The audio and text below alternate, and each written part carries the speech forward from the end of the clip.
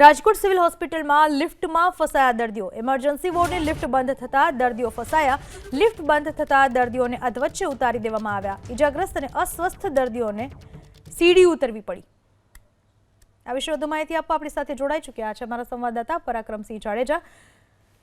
સિવિલમાં શું મુશ્કેલી ઊભી થઈ હતી, દર્દીઓને શું હાલાકી અને કારણ શું આ બધી ઘટના બનવાનો, આ આટલી બેદરકારી કોની? ચોક્કસ બેદરકારી ચોક્કસ કોન્ટ્રાક્ટરોની સાથે જે સિવિલ હોસ્પિટલના સત્તાધીશો અને અધિકારીઓની કહી શકાય। સિવિલ હોસ્પિટલની જે ઇમરજન્સી લિફ્ટ છે ગઈકાલે જે તે બંધ થઈ જતા અનેક જે દર્દીઓ અને તેમના સગાઓ ફસાઈ ગયા હતા। તાત્કાલિક તેમને બહાર કાઢવામાં આવ્યા છે।